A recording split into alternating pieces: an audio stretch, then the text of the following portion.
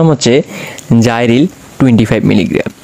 তো এই জাইরিল মেডিসিনটি মূলত হচ্ছে যাদের অ্যালার্জি সমস্যা রয়েছে তাদের ক্ষেত্রে খুবই ভালো কাজ করে থাকে, অথবা আরও বিভিন্ন সাইডে কাজ করে থাকে।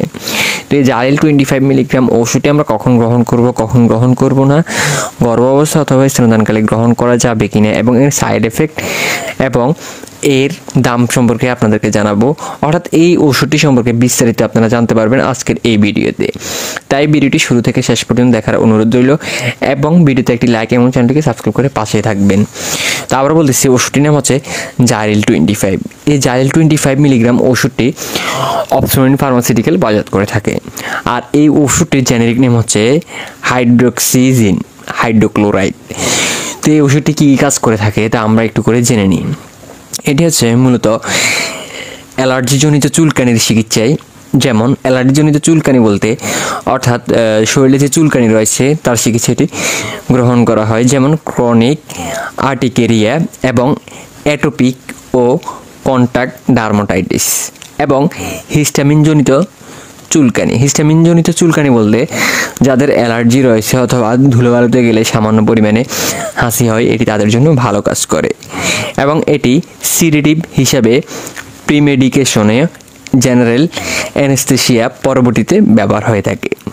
তো এই মেডিসিনটি কারা সেবন করতে পারবে এবং কারা সেবন করতে পারবে না, এটা কিন্তু অবশ্যই প্রাপ্তবয়স্করা সেবন করতে পারবে, আর অপ্রাপ্তদের ক্ষেত্রে কিছু নীতিমালা রয়েছে।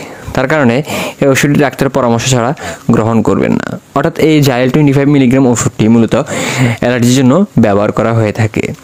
এখন আমরা জানবো গর্ভাবস্থা এবং স্তন্যদানকালে এটি গ্রহণের নিয়ম আছে কিনা। গর্ভাবস্থায় এটি ক্লিনিক্যাল ট্রায়াল দেওয়া হয়নি, তার কারণে গর্ভাবস্থায় এটি আপনার ডাক্তারের পরামর্শ নিয়ে গ্রহণ করবেন। স্তন্যদানকালেও সেম, এটি স্তন্যদানকালে গ্রহণের তেমন কোনো নিয়ম প্রতিষ্ঠিত হয়নি, তার কারণে স্তন্যদানকালে আপনি এটি ডাক্তারের পরামর্শ না দিলে গ্রহণ করবেন না। তো এই ওষুধটির সাইড এফেক্ট কী হতে পারে তা যদি একটু জেনে নেওয়া যাক। এই ওষুধটির সাইড এফেক্ট হতে পারে মুখ শুকিয়ে আসা এবং বমি ভাব, মাথা ঘোরা ইত্যাদি হতে পারে। তো এই ওষুধটির বাজার মূল্য কত টাকা, অর্থাৎ এই ওষুধটি এক পিস ট্যাবলেটের দাম কত টাকা তা জেনে নেওয়া যাক। এই ওষুধটি এক পিসের মূল্য হচ্ছে 2 টাকা 30 পয়সা, এই জাইরিল 25 মিলিগ্রাম। আর জাইরিল 25 মিলিগ্রাম ছাড়াও 10 মিলিগ্রামের হয়ে থাকে। তো এই দুটি মেডিসিন কিন্তু অ্যালার্জির জন্য খুবই ভালো কাজ করে। তো আজকের এই ভিডিওটি এই পর্যন্ত। আবার বলে দিচ্ছি আরেকটি কথা, এই ওষুধটির দাম হচ্ছে 2 টাকা 30 পয়সা এবং প্রতি পাতায় থাকে 20টি করে ওষুধ। তো আজকের এই ভিডিওটি অর্থাৎ জাইরিল 25 মিলিগ্রাম মেডিসিনটির রিভিউ এই পর্যন্ত থাকলে পরবর্তী কোন মেডিসিন বা কী নিয়ে রিভিউ করবো তা কমেন্টে জানিয়ে দিবেন।